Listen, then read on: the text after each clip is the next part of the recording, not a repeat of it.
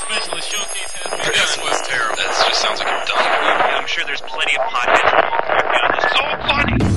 The following is a fan-off production. They call me Alice in Wonderland. They try to lure me with a man. Go, oh, what do you know? Is that a rabbit hole? Oh, I gotta see where we go. Off with my head, fell in love again. You lose your head, you lose your heart, fall apart.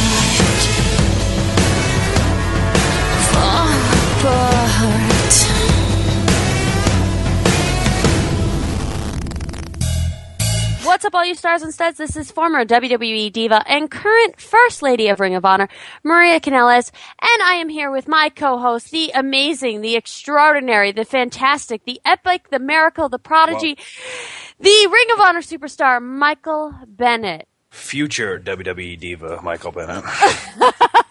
I would like to be called. Thank you. Future WWE Diva. Is that what you're going for? Well, I figure now that Caitlin's gone, they need someone that's rough and tough and rugged. And that But throws your legs are far too small, honey. We're not going to go there right now. Someone who throws a mean spear, and seeing as I have a very out in the open man crush on Edge, I am the man to do it. So, future WWE diva Michelle Bennett. Da da da. Are you going to wear a wig, or are you going like No, I'm going like G.I. Jane.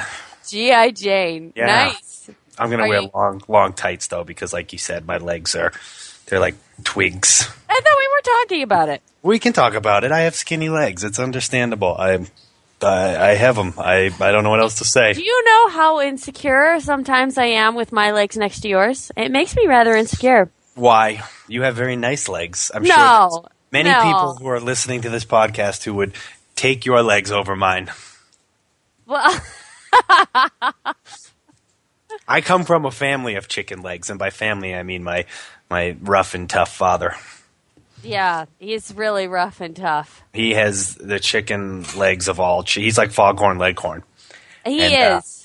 He passed that down to me along with his beautiful flowing gray hair.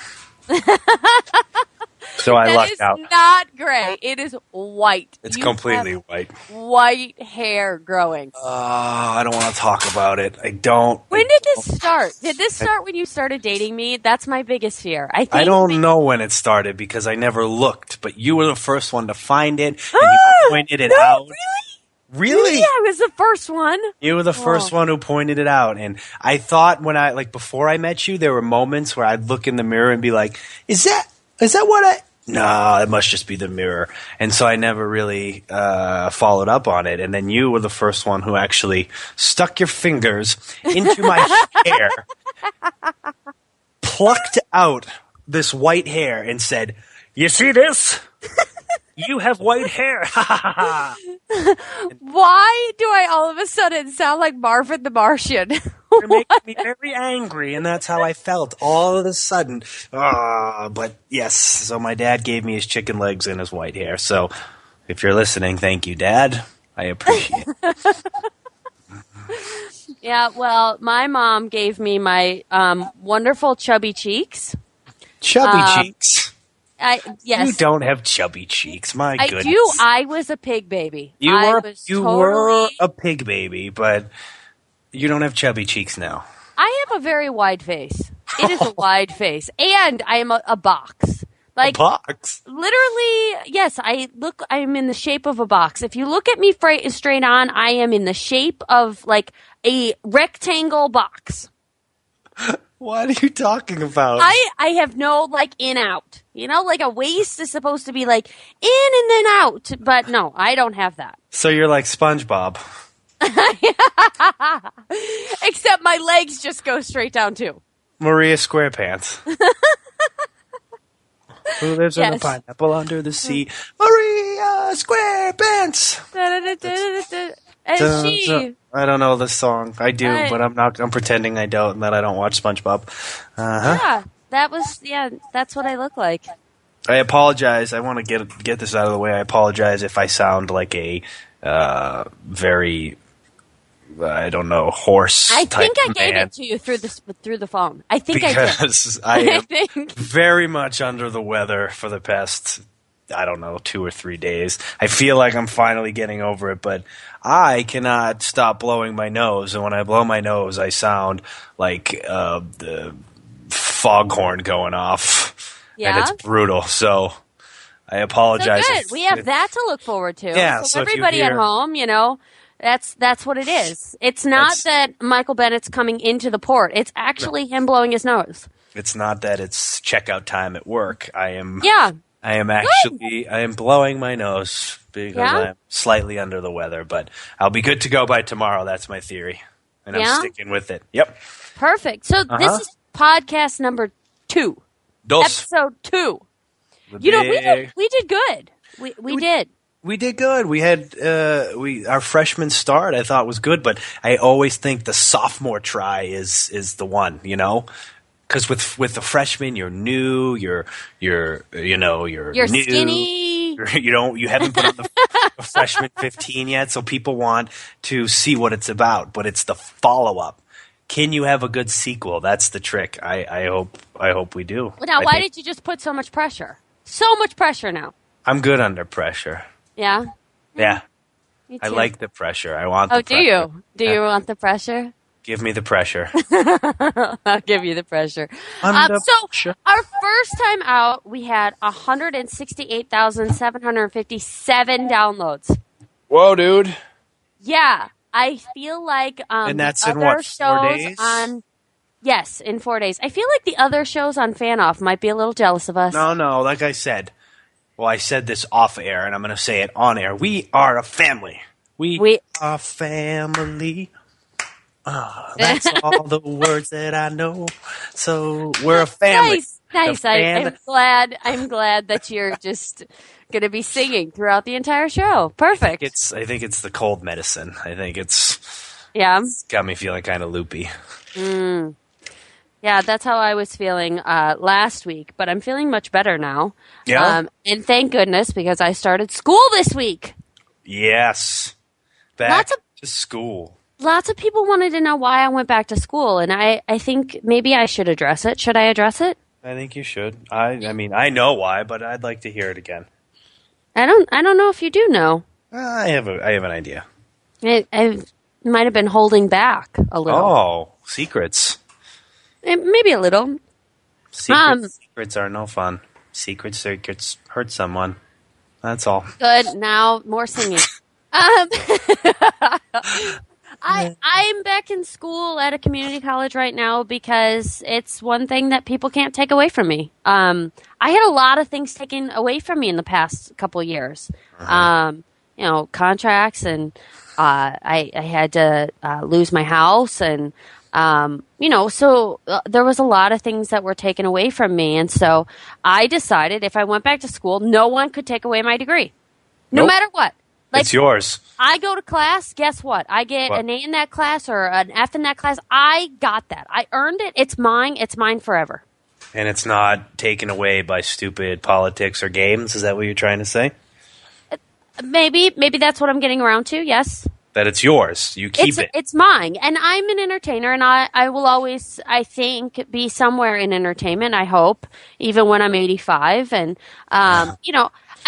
I think that'll happen. But if it doesn't, I have a degree, Right. and I pride myself on that. And I look at people that went right out of high school into college. I look at them with envy because they've already gotten one step ahead of everybody else. But then at the same time, like, I look at my life and I'm like, oh my gosh, I had all these amazing adventures and WWE was great and I got to do this, this, and this. So, it's kind of, it's hard to know which one is better, but that's why now I want to have both.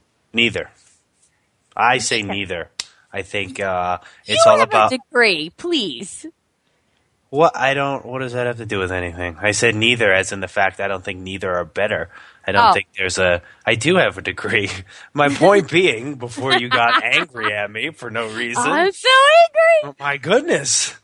was that I think it's all a matter of who you are and the path you decide to take. I think for some people, college or pursuing a higher education right out of high school is what's best. Sometimes I think it's not what is best for people, and sometimes people are forced to go, and that's why you see college dropouts or binge drinking.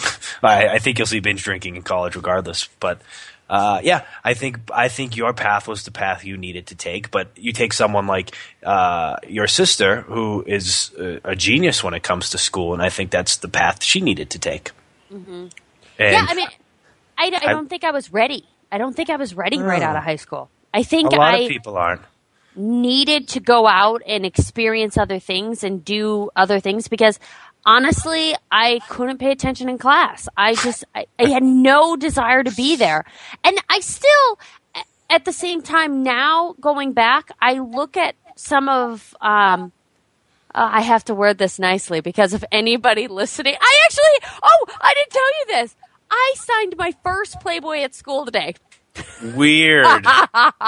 That's so strange. It was after my Spanish class. Was it your teacher? Please tell me it was your teacher. Could you imagine? That would be amazing. You should have said, yeah, I'll sign it for an A. You better give me an A. If A+. I am signing, I know I'm going to give you an A+ tonight, so you better give me an A+ in this class. Oh, my. That's more than just signing the Playboy. You get A+ photos for an A+ in Espanol, my friend. It's a little strange when that kind of stuff happens at school because I'm not prepared.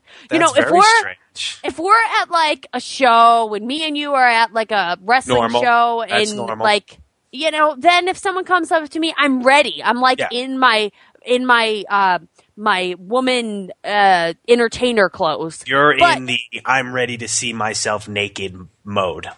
I still don't like seeing myself naked when the person's right in front of me. That's weird. You know me. I don't sign the inside of the book. People come up to me and they're like, oh, would you sign this? And they try and open it. And I'm like, no, there's kids around. I'm going to say this. I'm going to go out on a limb. And you may find this hard to believe, but I always like to see you naked. That's nice. You're welcome. That's fantastic. You get to see me naked whenever love. You want. Yes. That's love. I mean, except for days that I don't. You don't eat. What don't you eat? No, I said I don't need no stinking magazine. Don't you start with the dirtiness here. I can't help it. We're too early on in the podcast for you to tell me what I do and do not eat when we're talking about naked photos. Okay.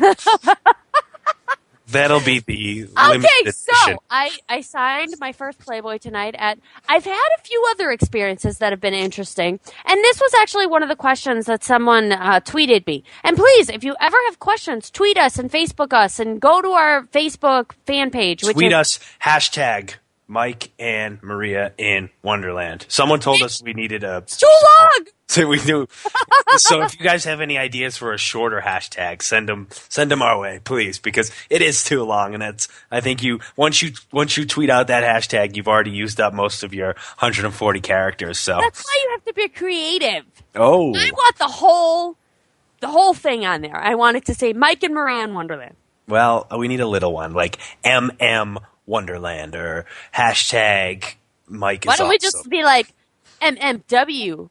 That's weird. That sounds like a college. I feel like what it sounds like is a wrestling show. It's MMW, yeah. Like Maryland Major Muscles of Wrestling. Montana Macho Wrestling or Alphabet Soup of Wrestling. XQW, the Fed. Welcome to the Fed, brother. Why is it whenever I do podcasts or interviews, I get so hot and sweaty? I don't know. Why does that happen? Can you tell me? Oh. Okay, so I signed my first Playboy at school. I'm going back to school because no one can take it away from me, but I do think it's an important thing. So if you have the opportunity to go to school, go to school. Do it. It sucks. And, everybody knows it sucks. But, it makes you have this feeling of accomplishment. I don't know if that's what you had when you went to school. And you're going to have to take it away for 2 seconds because I need to strip off a layer. No, I don't think a lot of people know that I went right out of high school because that was my parents told me because I signed up for wrestling school at the ripe old age of 15 and a half or 16, right around there. And they said that if you want to be a wrestler, we will support you. We will drive you because I couldn't drive at the time, and we will sign you up if you further your education and have a backup plan. And I said, that's an easy deal. I promise I will. And I did. And right out of high school, I went to a school in Boston called Bay State College, and I went for entertainment management, and I lived there and I hated it and it sucked. So I transferred to Dean College in Franklin, Massachusetts, where I took criminal justice and got my associates in criminal justice. So I lived up my end of the bargain. My parents lived up theirs. And now, to all the delight of indie wrestling fans and internet wrestling fans worldwide, I am a professional wrestler. You can thank my parents. Yeah. Mm-hmm. Well, are you glad But I you have did to it say, that way? I'm extremely glad that I did it because, like you said, it gives you something, whether you use it or not. I may never use my criminal justice degree, but I also have 2 years of college under my belt. So if I want to go back for, say, something like history or anatomy to be a personal trainer, I have now 2 years under my belt, and that's something that I have that associate's degree. It's mine.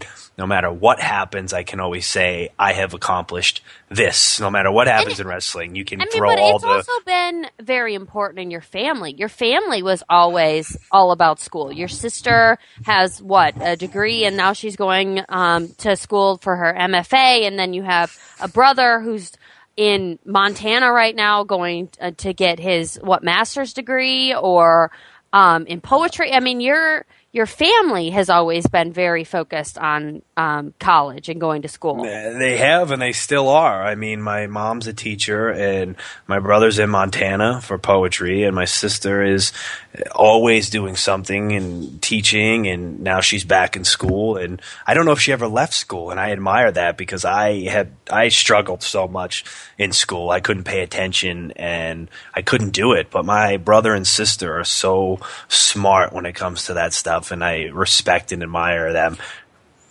I mean, I think you're extremely intelligent, and a lot of people wouldn't necessarily put that together with you because a lot of people think, oh, he just likes going to the gym or whatever.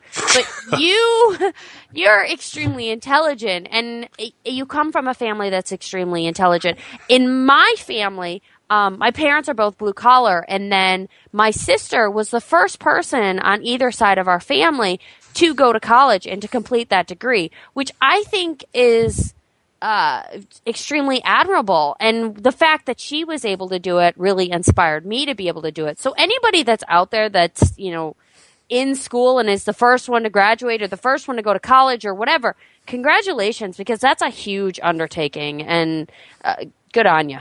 Keep going. Don't stop.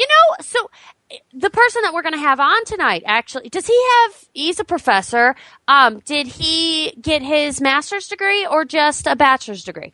He was a high school teacher, actually. And he just has his bachelor's degree, but he's a music teacher, and he's done a lot of stuff with the New Bedford High School Band, which is a huge they've done great things. We're going to have him on for different reasons other than that, but I think the point is that he has his degree and has done wonderful things in music and that kind of stuff. But I think, like you said, I think it's extremely important. I don't necessarily, if you don't feel like it's the right thing right now, then don't pressure yourself into doing it. Find yourself and find what is best for you, because for some people, school may not be what's best for them. Some people may join the workforce and make a ton of money on the workforce because they need to use their hands, or they're good with their mind. But it is good if you're very lost. It's good to have that in your back pocket to say, I'm always surprised how many people in Ring of Honor have gone back to school or were in school. I mean, Veda Scott was one, Davey Richards was another. I mean, so many people that work for Ring of Honor have gotten their degrees or are going to get their degrees. Matt Taven, Casey Ray. I mean, the list goes on. Jimmy Jacobs. It's incredible how many It is. people in the Ring of Honor locker room actually have their degree, which is another fact that a lot of people wouldn't know. And if you don't watch Ring of Honor, you should be watching Ring of Honor, and you can look at it and see what it's all about online, and that's at rohwrestling.com. I wanted to talk about something, from all the feedback that we got last week. Something Do that you I have thought. something to talk about? Is something weighing on your mind, dear? I think you already know what's weighing on my mind. I know what's weighing on your mind. I have been looking forward to this all week. It's interesting how many people call us bitter. And I don't think people actually know what that term means. They think Bitter comes with such like a bad taste in people's mouth. Bitter is kind of like it's almost a slang word anymore for a lot of different things. And I don't call what I say about the Bella Twins or about my experiences in wrestling bitter. I call it activism. I truly believe that what happened to me with my contract and with the way that everything went down was wrong, and it was illegal, and it shouldn't happen that way, because I'm a good person and I deserve to be treated good. And I think that women shouldn't do that to each other. I think we have an uphill battle already to just try and make as much as men do in any industry. So why would you do that to another woman? It's one thing to be gossipy. Gossipy, whatever. You're not going to hurt me that way. But to go in my pocket and reach in and grab my money is not okay. And I really feel like that's what happened to me. And I believe that women should protect each other's rights in any business. It doesn't matter if you work at a bank or if you work in wrestling or if you work in a prison or if you work, in a nursing home or whatever it is. I feel like we should protect each other. And I'm not afraid of, the big bad WWE, and I'm not afraid of pissing off the Bella Twins, because honestly, I think what happened to me is just, it should be an example of what not to do to each other. Women should protect each other. You shouldn't take a contract from a woman. You shouldn't sleep with someone's husband. You should not be evil in that way. And I don't care how many times I'm called bitter. I will consistently say that what happened to me is wrong. So call it whatever you want, but I will always call it activism. And if you look back throughout history, whenever a movement was began, at first people were called insulting names. You're this, you're that, you're blah, blah, blah, blah, blah, blah, blah. But then it changes. And then all of a sudden, that person is a hero for what they did, or that person was inspirational. So I'm just hoping that maybe if I continue being truthful and honest, eventually I'll be able to inspire someone else to be truthful and honest, to stick up for their fellow woman when they're at work or when they're out on the playground. Protect each other, because it is evil to not. And that's it. I know. If I could add on to that, I think it's funny that people say bitter, because I've noticed a pattern in the wrestling industry that whenever someone speaks out or says something, the fans are always the first one to jump on, and not all fans, but a lot of the majority of them are the first to jump on and say, that person sounds bitter, or they're just bitter because they lost their job, or they're just bitter because they're doing this now and that. And it's the same fans who are the ones who are saying, well, we need a change in wrestling, and we need this, and we need that. Look at yourself. You are what's wrong with wrestling. If you're going to call someone who speaks out about wrestling and what needs to be different bitter, then how much do you really want it to change? And I feel like wrestling fans have been programmed. And again, not all wrestling fans, because I have a lot of great fans, but the ones who say these things, they have been programmed to buy wrestling, buy different wrestling companies to tell these these people who speak their mind that they're bitter. So in reality, you people are sheep.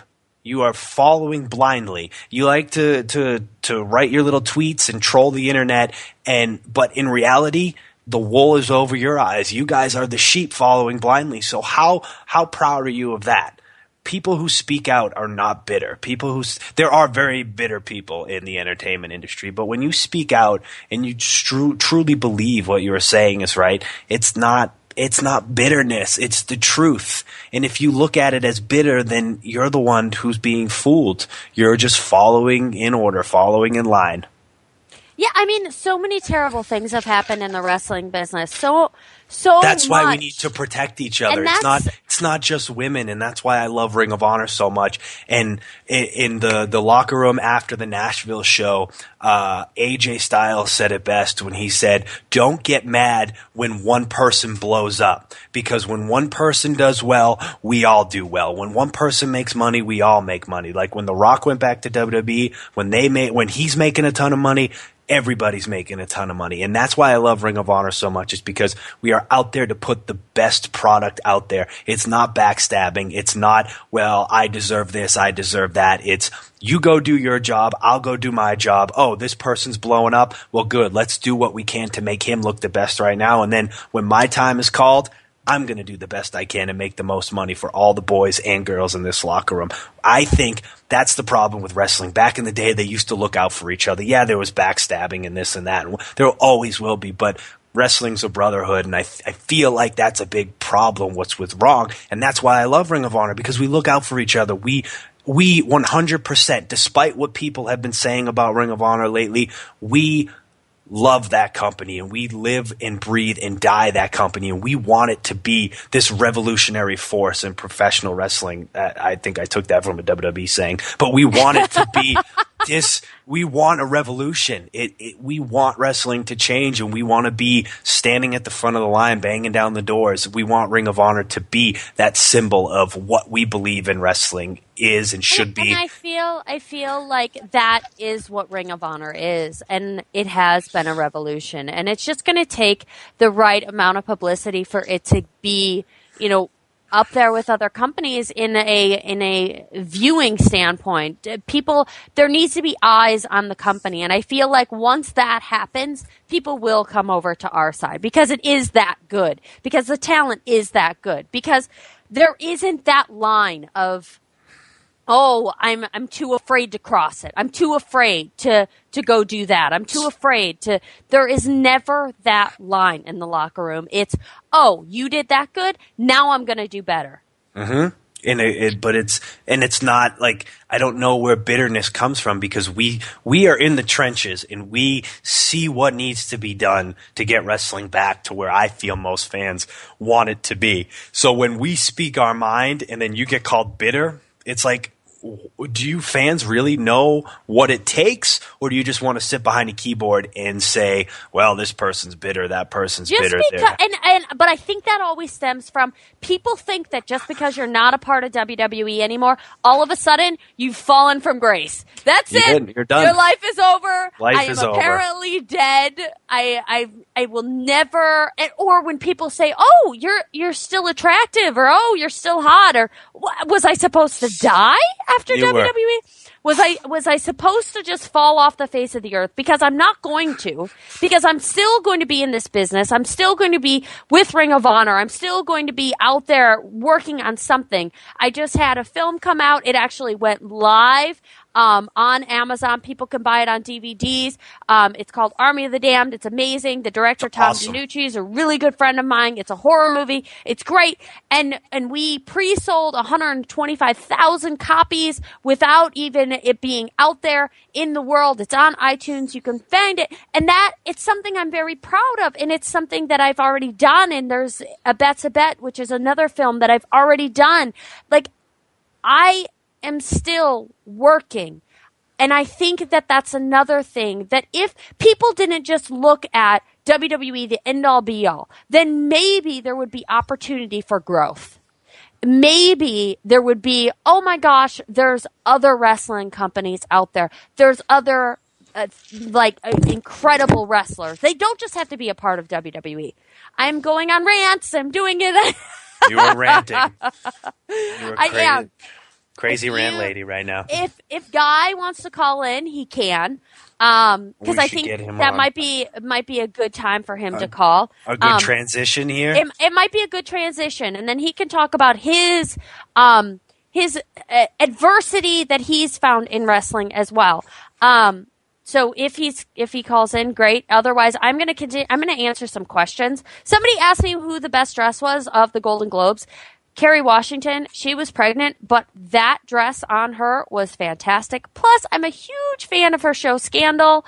I think that, she did it very well. I watched the show. I wasn't that impressed with it. I think, Mike, you probably were more impressed with it than I was. I didn't think the hosts were that great. Can I say that? I honestly didn't watch as much as you might have thought I did. I was engulfed in some football that night, and I might have been watching other things besides. I did see Jim Carrey, and he's amazing, and I love him. But I don't. Award shows, they do nothing for me. I find them incredibly boring. Oh, really? Yeah, they're so boring. All right. I'm sorry. I had a few other questions. One of them from Facebook from Ace Michael Ambrose. Do you think socialism has a potential future in the States? Not unless there's been a revolution. Karl Marx stated it best when he said that there has to be a revolution before anything social can change, whether it be classes or spots in the world. So there you go. Ace Michael Ambrose. Wow, talk about two different topics. Jesus. We are all over the map tonight. We are. Someone asked if we have any plans to come to Scotland. No plans at the moment. I've been before. But you never know. That might happen. I think Guy has been added to the conversation. Guy, are you here? I am here. All right. Do you want to intro him, Mike? We did it. You should intro him. I should intro him? Yes, intro him. Well, we're kind of jumping around topic to topic, but we are, but that's what we do. Yeah, and I think I discussed this with Guy earlier tonight. The reason why we want to have him on now, for people who don't know, Guy is a local independent wrestler in the New England area. I've known him for I don't know how long, Guy, 10, 11 years now. Yeah, about that. About 10, 11 years. And the reason we are having him on, and I think it's kind of a hot button issue, and like I said, I wanted to go beyond the aspects of pro wrestling, is because Guy is actually a gay man in pro wrestling, and I think it's an interesting topic. I think it's very important nowadays. I think it's going with what's going on in the news lately, and I was actually the first one that Guy came out to, and I believe my reaction was, so? that was pretty much it, actually. Right, and yeah. Okay, so and you've been wrestling for what? You've been in wrestling since what? 97, 98? 97. I started out as a referee, and then. Why don't you give us a brief history of your experiences in wrestling and what you've done? Well, I started in 1997, like I said, as a referee. I never thought I could make it in wrestling as a wrestler. I wasn't in shape and didn't have like an athletic background, so I just started doing it as a referee. I became a manager, I think it was in 2000, and then in 2003, that's when we went to Bob Evans School in Pawtucket, and I started training as a wrestler. So I really haven't been wrestling since 2003, and I've been on and off with a few injuries since then. So now, how do I want to word this? Now, when you first got into wrestling, obviously you had already known you were gay. Did you think that would play like a big role in how you'd be viewed as a professional wrestler by the boys or by the fans? Yeah, I was petrified. Very terrified about people finding out. You're in a sport that's, some people call it homoerotic, and guys are wearing, Speedos and oiling up, and you're it's a close contact sport, and and obviously I didn't do it for those reasons, but I was afraid that people in wrestling would view it as that way and think of it as that's why I got into wrestling. So, it was tough. It was really tough, and it was hard trying to find people who I could trust to tell. Did you ever think twice? Like, did you ever say to yourself, maybe I won't get into wrestling because I don't want this perception around me? Or did you say maybe it'll be too tough? Because I know being in a wrestling locker room that it's the boys being the boys and whatnot. And there's just jokes being thrown around and everyone says what they say. Did you ever think that, maybe this just isn't for me? Not really. I mean, just because I had a love for wrestling as a kid, and it's something I always wanted to be a part of. I will say though that when people make comments, it did bother me a lot more back then when I was closeted, because it made me feel like I wasn't part of the group. I was an outsider.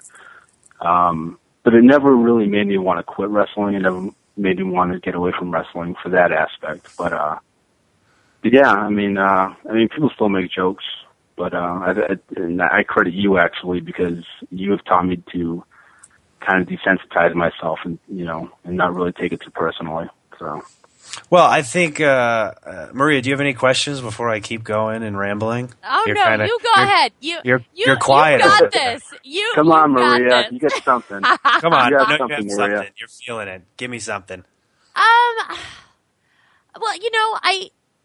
I guess you've had a struggle since you figured out, hey, I'm gay or whatever. What No, I always like to tell, I joked with Guy, and I said one of the questions I was going to ask him is, so when was the first time you decided you would rather be gay and not straight? When did you make that decision, and why did you make that decision?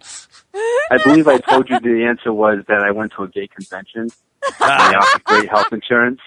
Yes. So they had a lot of benefits and a great package to... You figured that the years of bigotry and being called names and being called not normal was far outweighed the benefits of being a heterosexual. So that's why you decided to be a homosexual. Of course. Yes. I wanted to be different. Yes. All right, carry on, Marie. I don't even know what I was going to say now. Now it's totally gone. My moment has passed. That was very much tongue-in-cheek for everyone out there to show you how ridiculous it is. But carry on. It is ridiculous. But what struggles have you had? I mean, other than, of course, jokes and things such as that, has it made you change your life? Have you been afraid to enter certain groups? Have you been afraid to go certain places because of who you are? Not really. Like I said, back when I did come out, I believe I came out to Mike when I was 26 or 27, which is about, when we first started, becoming friends and stuff. But, I never got terrified of going to certain places or anything like that. I think I was pretty lucky in that aspect because I think you'd be terrified coming to Ottawa. I think you might be terrified. Well, because it's going to be interesting going to your wedding, and we'll see how your family I think you'll fit. My family will be great, but it's just going to be interesting. I think it's. I can't wait. I think it's. I want to wear like a big rainbow pin right on my suit. Well, you probably fit right in with a lot of the wrestlers, actually. Now, a question I have is that, like, when you came out, I'm sure it was a process, and it wasn't like overnight. You were like, I'm here, and everyone, look, I'm gay, and then everyone just knew. When you decided to come out, and then you progressively started to tell people, what was the reaction? Were you surprised? Was it negative? Was it? What was the reaction in? I always like to compare a wrestling locker room to kind of like a football locker room, and football's having struggles with people, coming out, and their NBA just had Chris, what's his name, that just came out, and it's still very much a man's sport. Right. What was the reaction like? Surprisingly, for me, it was actually really good. I mean, I did lose a few friends because of it, and That's crazy to me. It's so Yeah, crazy. they never told me that to my face, and it wasn't. Yeah. But they, stopped talking to me and stuff, and because of it. You know what? and I can't whatever. wait for the day that it's just you can be. You don't have to come out. You don't have to be Right. like, It's not a question. Like I never came out hetero. Why do people have I to didn't come out and be like, I like penis. Yeah. Like, I love didn't me come some out. vagina, and I want the world to know. Why? Coming Why out does of it have to closet. be that? That's so weird to me. Like, people Oh, just and I think it's people. I think it's hard to, I know you guys have talked about the civil rights movement and stuff, and because somebody who's African American doesn't have to come out as an African American, and Right. I think it's harder for, homosexuals because people, if you look at somebody, you don't say, well, that guy's a homosexual, that guy's a homosexual. I think it's a little bit harder in some aspects for a gay man or a gay woman to come out because there's a process. Right. And it's very, very difficult. I know I struggled with it, and I was a mess before I told Mike about who I was and stuff. And luckily, he took it like a champ and was cool with it. But no, I it think was. Mike would be cool with it if you were like, I really like cows. I'm glad you were on the same page as me on this. I like farm animals. I think Mike is one of the only people on the planet that would be like, oh, okay, cool, But I think you're very blessed, and I'm very blessed to have someone that is so just, I don't know, cool with stuff. That's how I was raised. I was raised in a family that my dad was very much a supporter of the civil rights movement, and I was always taught. I don't have specific moments, but I just remember growing up and my parents just instilling in me that like everyone's the same. We're all in this together. We're all different, but we're the same. And it's like I remember standing up for people in my class who were not normal or were considered not normal, or one kid had certain kinds of learning disabilities, and standing up for him because he was considered the smelly kid in class. And it's funny, but I just that's just how I was raised. And so like I remember when Guy first came out to me, I was like, oh okay.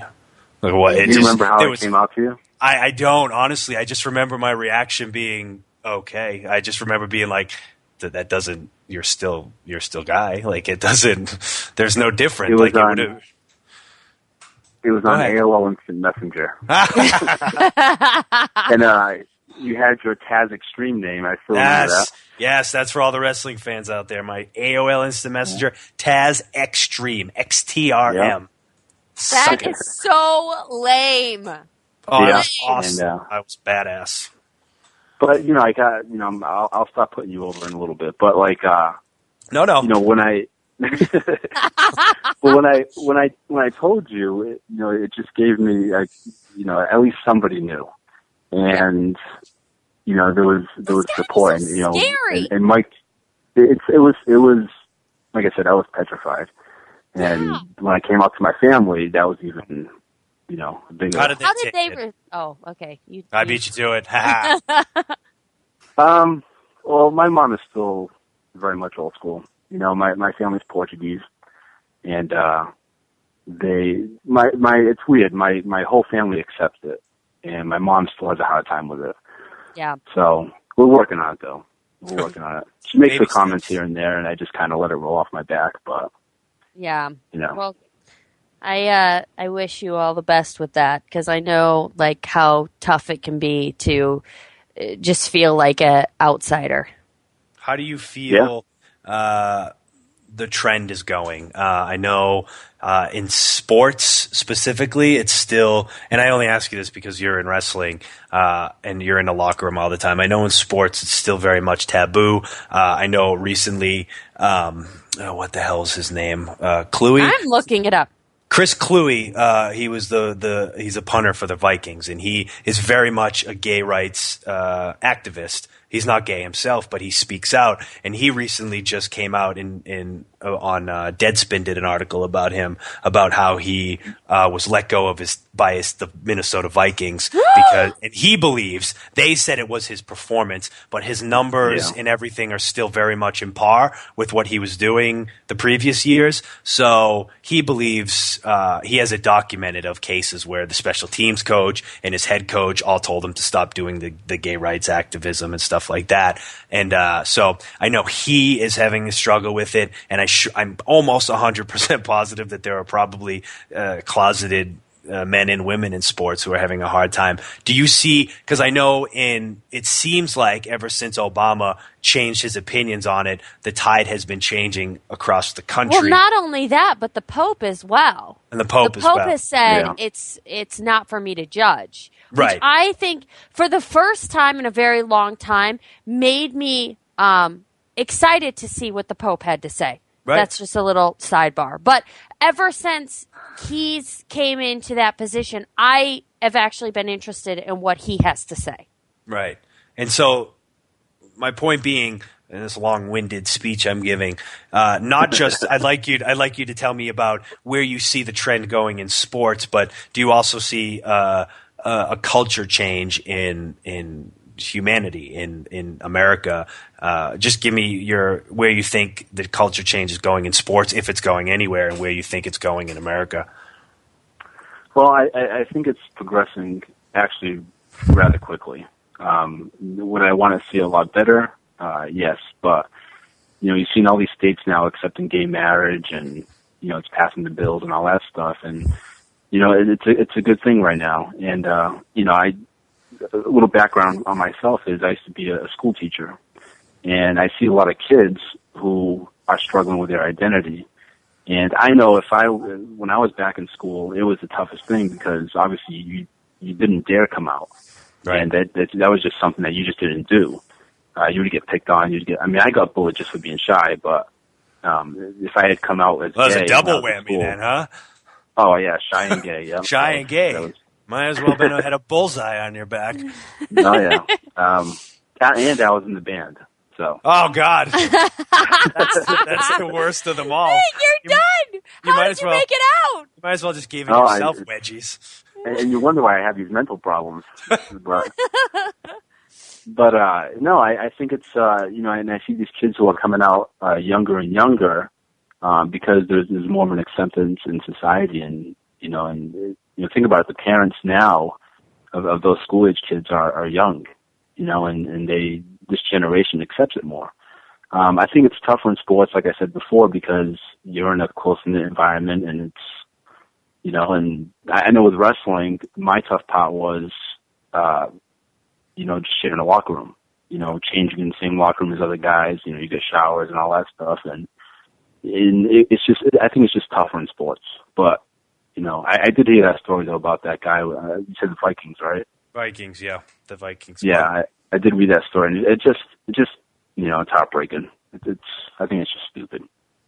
It is, but at the same time, I really do believe things are changing. I do believe that people are starting to see the light and understand that people are just people. It doesn't matter what their choices are, whether it be who they choose to love or what they choose to wear. People are just people, and the more accepting and loving you can be, I think the better our society is going to be. So, it's tough. Especially with, I tried to hide this a long time. Like I said, I came out to my family in 2006, and I was 27, 28 years old, maybe. So I'm 38 now, but little known fact, I've never had a boyfriend, because I was always afraid, and I'm kind of stuck still in that pattern. And I'm also very picky, but that's another story. Maybe that's it. Maybe it has nothing to do with your history. Maybe it's just you're picky. Lower your standards. I don't have the same crush on Tom Brady that Mike does. But. Well, no, very few do. Well, I know actually quite a few straight men who there have just as big a lot of straight men who love him.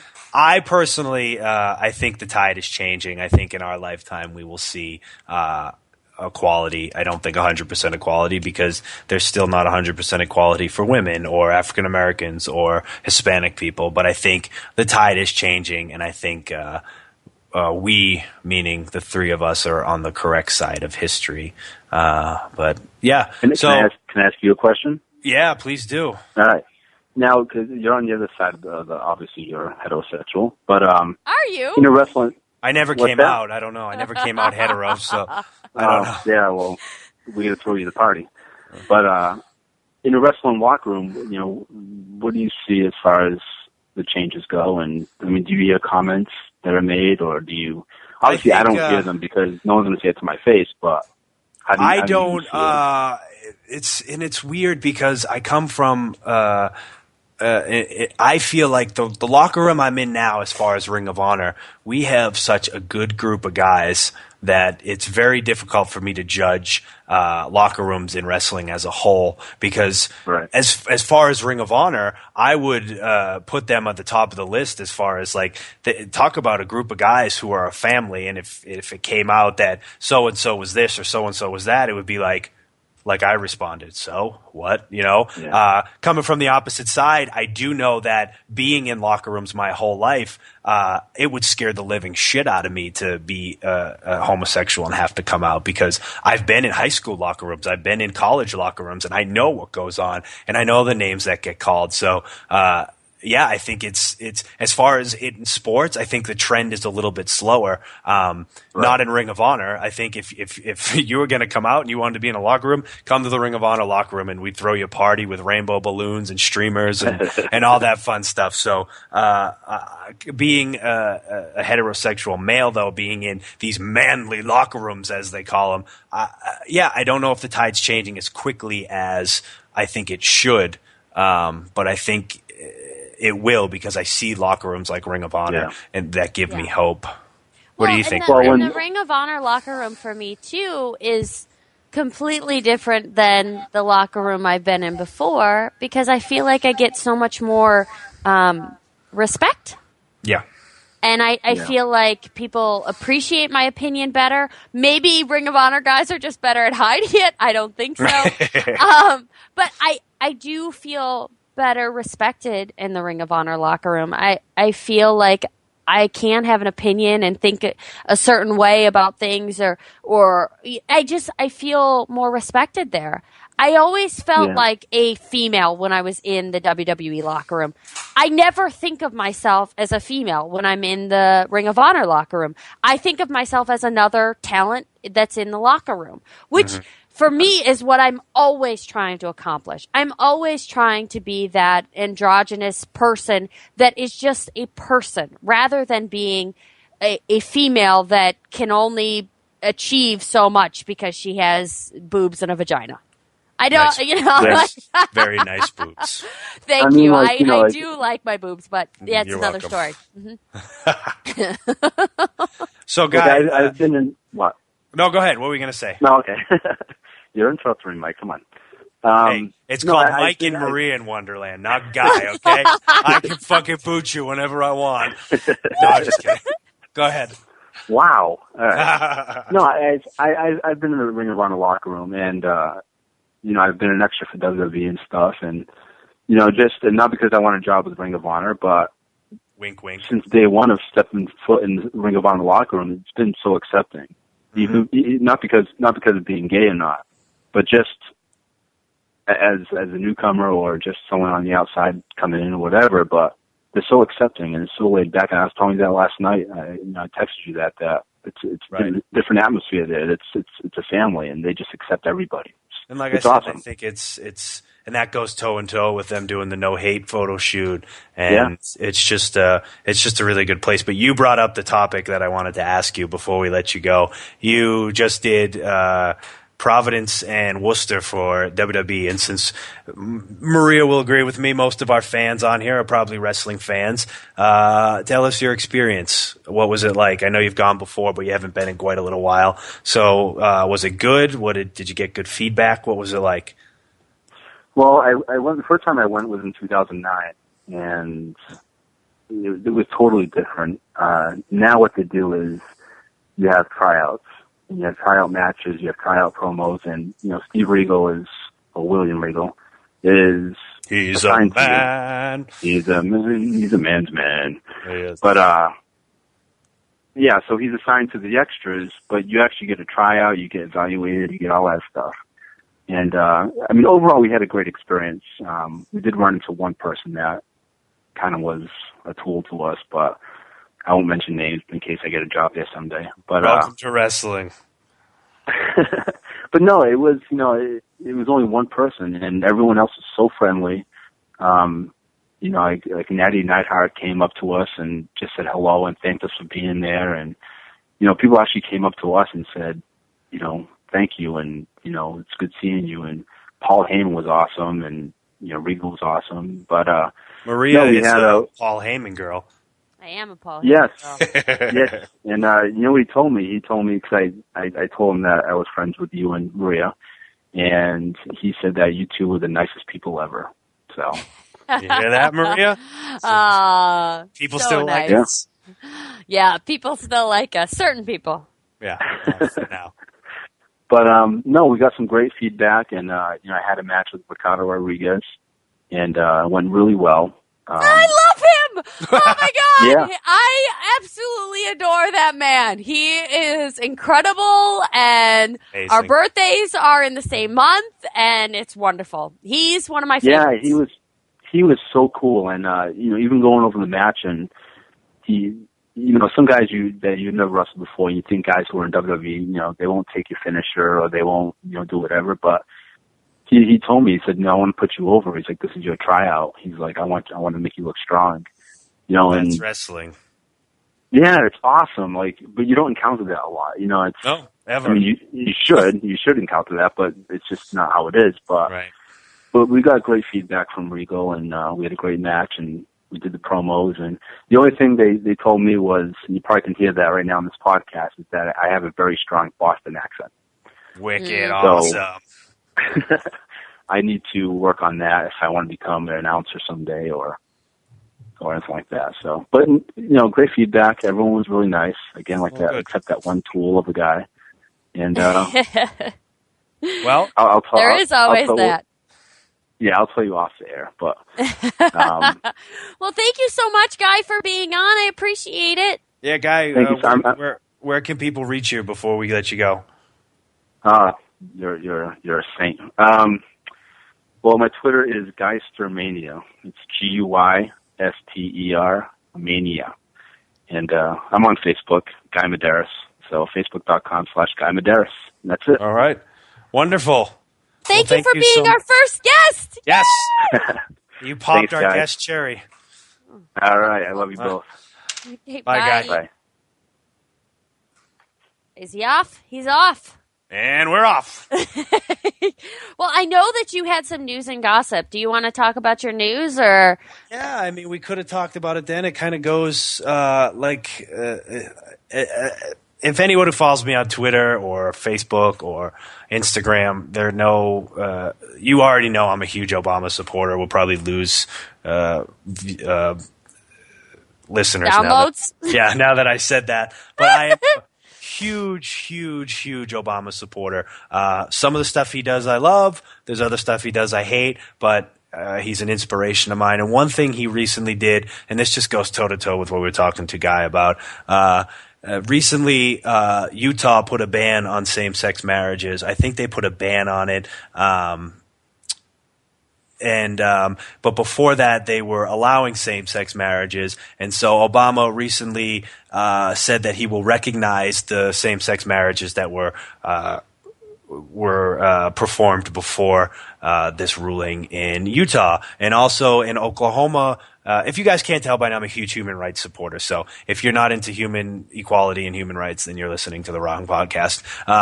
And recently in Oklahoma, a judge declared that it is unconstitutional to ban same-sex marriages. So to that judge, I say, God bless you. History will be kind to you, for you are on the right side, my friend. Why did you ever start following that stuff. I mean, when I was growing up, it was never really brought up in my house. A lot of the information that I was given when I was younger wasn't necessarily the right information. I mean, was it just always in your house, or why, Yes. It very much was. I have a very liberal family, not liberal hippie. My dad has his conservative views, as does my mom. But when it comes to social issues, I am a very liberal person. I believe equality for all. It's just how I was raised. I was never taught hate. I was never taught disrespect. I was taught you show the same amount of respect that you want yourself. And for whatever reason, I don't know if my dad turned me onto it or whatnot, but I was a huge Martin Luther King fan when I was younger, and I would study. I have his "I Have a Dream" speech in a book. It was a birthday present that used to sit next to my bed. I don't have it memorized, but I would read it all the time. I love Martin Luther King. I love what he stood for. And I look at that movement as what's going on right now. And then I got one of my best friends came out to me, and it's became a quest of mine. I believe in equality. I think we're in a country that, it's like that song says, America the brave still fears what they don't know. And it's true. It's to me, it's pathetic. I don't think there's a belief system. It's hate. Hate is hate. And if you give me the excuse that, well, there's always going to be hate, well, congratulations. Throw your hands up and let's give up. There is always going to be hate. You're right. But that doesn't mean we give up and we stop trying to do it. There's no such thing as, well, I believe this and this is my belief. No, it's hate. You can't tell me it's not normal, because when African Americans were trying to marry white people, people would say that's not normal. You are on the wrong side of history. I'm sorry, but it's not religion. It's hate. And if you hide behind religion, you're a coward. Yeah? Yeah, I'm sorry. Do you feel better now? This is my rant of the week. Last week, I ranted about heels. This week, I'm ranting about equality. Can we do my moment of silence? Every week, I want to do a moment of silence. Oh. And because I very watch... serious. It is. It's extremely serious. Very serious. And I watched Raw this week, and I know Batista's coming back. I knew that was happening for a while now. So I would just like to have a moment of silence for Ryback, because his career will most likely be over because Batista is coming back. Bow your heads. Here we go. Wow, I can't believe, I watched Raw this week, and I was like, meh. What? I don't know. What did you think about it?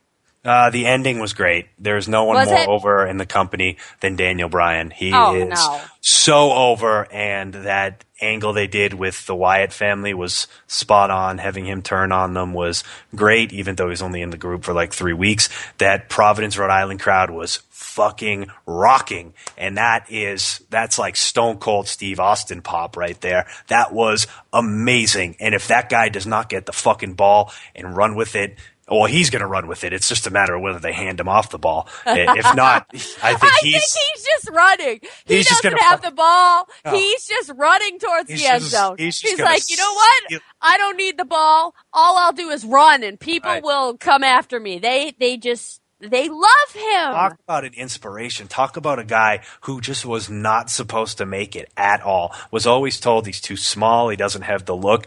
And he is single-handedly the most popular guy in this company right now, and I love every second of it, because I think he's awesome in the ring, and I love underdog stories. It just makes it warms my heart, because I love that. It just proves that if you want something bad enough, you can have it. You can. There's no denying it. If you work hard enough, you can want something all day long, but it doesn't necessarily mean you're going to get it. But the only thing, if you want it bad enough, you can have it, and by that means working hard for it. And even in a business where it's political and backstabbing, and you sometimes feel like you can't do anything about it, if you want it bad enough, you can have it. Mm-hmm. It's the truth. It's the absolute truth. Yes, it is the truth. And with that, do you want to answer some fan questions? I'd love to. I love fan questions. So one of the questions was, what is your dream country to go in your honeymoon? In your honeymoon? Ooh. Come on. Bruno Santos. I don't know what you're trying to say here, but I think you're asking what our dream country to go to on our honeymoon is. Bruno Sammartino asked it? Is that one? No. You first. Oh, well, I would love to go back to Greece. That's Yeah. where I would like to go. Yes, I want to go back to Greece, be in Santorini, be in Athens, take a tour, do the whole thing. I am half Greek, and so I will always want to go to Greece. I want to go to Australia and box with a kangaroo. And box with a kangaroo. Really? I would beat the shit out of it and win. Lame. Lame. You're lame. So lame. I think it'd be awesome.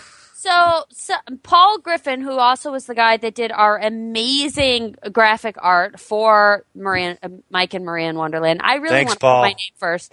Thanks, Paul. He said, "What is the most embarrassing thing that ever happened to you?" Do you want to go first, or I can? Oh, I'm gonna have to think about this one. You go. Okay, you think, because I've already thought about it. When I was on the road with WWE, I was very young and I didn't necessarily always know how to deal with banks and being on the road. And sometimes they shut off your credit card if you don't tell them, hey, I'm going to be, out of the state or whatever. So one time when I was, I don't know where I was at the time. I was out of the state where my credit card company is. And my credit card got shut off, but I didn't realize it. So I went down to get a pizza. And I got down there and I went to use my credit card and my credit card wouldn't work.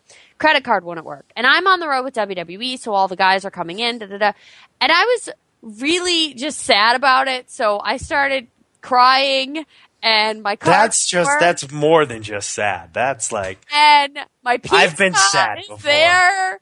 And Triple H came over and he paid for my pizza. wow. That is the most embarrassing thing. And that is part of the reason why I will not say a bad word about him. Because he paid for my pizza.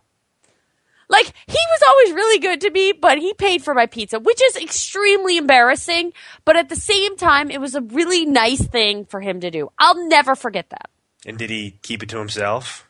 No, he never told anybody. This is the That's first what I time mean. this Did he keep it to himself? Yeah, he never told anybody that I'm an idiot and my card got shut off because I didn't call ahead and say, hey, I'm going to be out of the state, and so don't freak out when I have charges. And yeah, Triple H paid for my pizza. I don't know if I have an embarrassing moment. I can't think of one off the top. That's really good.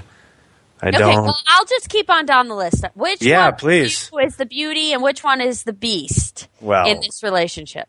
We know that. I'm obviously the beauty. And I'm obviously the beast. I get things done. Yep. What are your favorite places to visit? To visit, huh? Yes. I love LA. I love LA. LA is my favorite place to visit. Hopefully we'll be back there living, but I love the atmosphere. I love that people are just alive all the time. I love LA so much. I am going to LA this weekend for Wrestling Cares. Awesome. It is the Race for the Ring, and I will be hosting it this weekend. So excited to actually be back in Los Angeles. And that is my favorite place in the world right now because I can't be there, and I want to. Who is your favorite character in wrestling in any promotion? Good Lord. That is, right now, currently, the Wyatt family. Currently, right now, AJ. What the Wyatt family's doing is awesome. They're unlike anything else. I love watching them. I love their promos. So awesome. Oh, and I have to say this just because I think he's amazing. Goldust. What Goldust is doing right now. Oh my God. He it's makes me so happy. So fucking awesome. I had the chance to wrestle him when he was still on, doing indie shows, and talk about that a dream come true. Like, that is up there. That's a bucket list moment right there. And to see him go I don't believe in bucket lists. whatever, to see him go back to WWE shortly after that, it's just being able to wrestle him. I can't even explain. It's like getting to get in the ring with, or meeting your idol and then getting to go and have an amazing match or whatever. I can't even explain it. It was just, I was on cloud nine after. You were, and that was an amazing match. It was fun. I enjoyed it very much. Where did you first meet, and do you remember your first date? I remember every single second of our first date. So tell, where did we first meet? Well, we first met at the New England wrestling show. Northeast And- Wrestling. Oh, well, Same thing. I Every was second, thinking, huh? Every second. well, that wasn't our first date. I remember No, it every wasn't. second of our first date. Why don't you tell about our first date? Because I feel like how we met's been beaten into the ground. Yeah, but this person asked. I feel Okay. like it's our All right. duty. It's our duty. It's our duty. You said duty. They did say duty. You said duty. We first met at a wrestling show. I was wearing a red corset top and a black tutu, and Mike was wearing a t-shirt and jeans and a Ring of Honor hat. And I saw him across the locker room, and I said, I want to go talk to that guy. And so I went said, across. I hope she comes talking to me. That's my words were fumbled like they were then, too. So Yeah. Do I still make you nervous, baby? you make me very nervous. I'm all, So I went over and asked him the most intelligent question I could find, and that was, do you work for Ring of Honor? And he said yes, and then we continued to talk about that for a few seconds, and then that was pretty much it for at the show. We just kept kind of being around each other. Mike was shoving his face full of pizza like he always does. Old pizza, like decrepit, gross pizza. He still will eat it. And that pizza that night was just horrible looking. I even looked at it and went, nope, can't do it.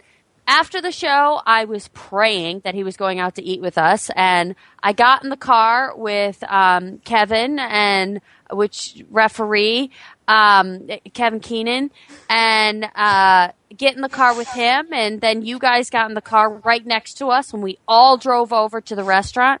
You sat right across from me, which was my plan, and then you ate your cheese sticks with a fork and a knife, and I made fun of you for it, and I went in the car with Keenan, and I told him I could get in a lot of trouble with that guy, and he didn't even tell you.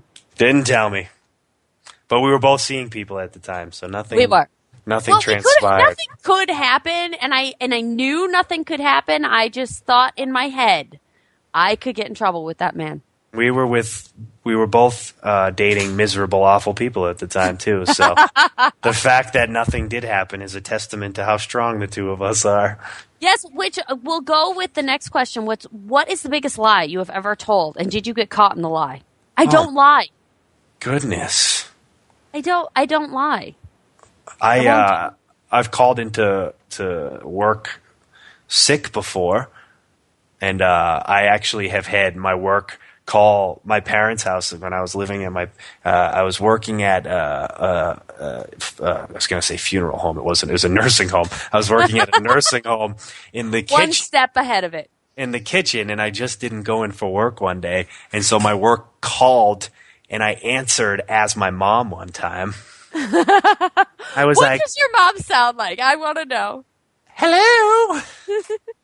No, Michael's very sick in bed right now. He can't come to the phone. Apparently she's British, too. Apparently she's Mrs. Doubtfire. My mom turned into Mrs. Doubtfire one time, but that's, hello! That's how I answered maybe when I was younger, I would lie about being sick or something, but I've made it like, I don't know, one of my mantras or lessons or I don't do it because what happens, and I read a lot of books, and one of the 4 agreements is being honest with yourself, because once you're not honest with yourself and the people around you, no one can count on you. All of a sudden, it just breaks down the wall of being a good foundation of a person. Sorry. Okay, Jericho. I was singing Jericho's theme. I know. I said, okay, Jericho. Did you hear that part? I said, okay, Jericho, as I was acknowledging that you were doing the walls of Jericho. And so, that was that. You're so kind. You are welcome. I will do it for you every time. Ooh. And I think with that, maybe we should call it a night. What do you think? Maybe. Yeah, I think. I don't want to, but I have school in the morning. I never want to, but I feel like there's only so much of my nasally voice right now that people want to listen to, and I could listen to you talk all day, but people don't want to hear me. I'm I'm sick. No, people do want to hear you. They do. Oh, do they? Do they? They want to hear, and they want to hear where they can find you on Facebook. Although your Facebook sucks, or on Twitter or Instagram. My Facebook is a personal Facebook that I accept all my friends personally to. So that's my connection. My Facebook does not suck. It's a journey into my life, into my. That is a lame excuse for I'm too lazy to come up with a Facebook page. It's a journey into my face and my No, it is not. And you can only accept 5,000 people, and that's it. Done. 5,000 of my closest friends are on No, Facebook. they're not close because their names sometimes are like Maria, Ria, K, and stuff like that. Maria X fan faux life. Oh, and just so everybody knows, I am starting to go and write reports about people that are faking me on Facebook. So I am doing that. So if you want to get to my official Facebook, it's official Maria Kanellis. Yes, I am. So I may not be your friend anymore if you keep up with this. Oh, I should. Hold on, stupid. I have to go. I have to sign on to Facebook real quick. Sure you do. So Maria it's X. official Maria Kanellis is my Facebook, and my Instagram is Maria Kanellis, and my Twitter is Maria L. Kanellis. And you can also like our fan page for Mike and Maria in Wonderland on Facebook as well. I think we need Twitter, too. We should get Twitter. No, right. we do not need a Twitter. I'm a dummy. Please. Forget what I said. You're not a dummy. I love you. Stop hating yourself. You can follow me on Become My Close Personal Friend on Facebook at facebook.com/close personal friend Michael Bennett. And then on the Twitter, you can follow me at Real Mike Bennett. And on the Instagram, is it Insta?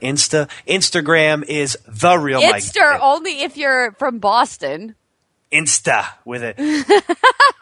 Follow me on Insta. It'll be wicked smart and wicked awesome. The Real Mike Bennett on the wicked awesome Instagram. And we want to talk with you that are listening, and we want to hear feedback. So you have to go to fanoff/forums.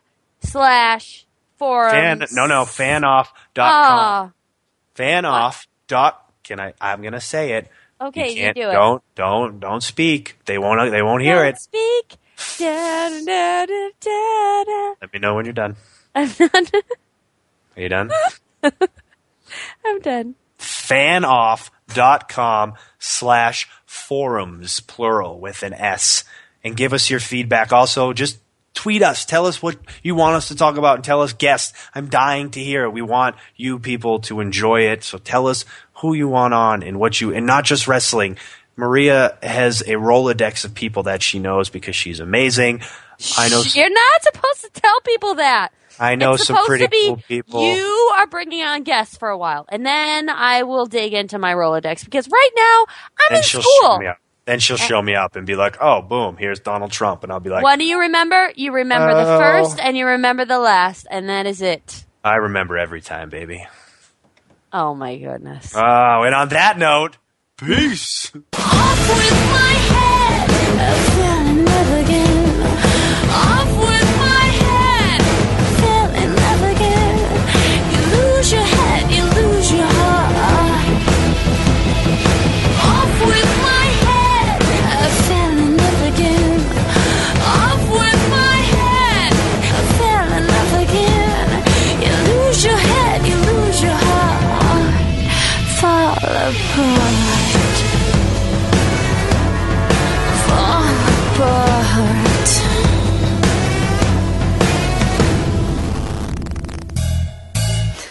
This has been a production of fanoff.com. And that's perfect.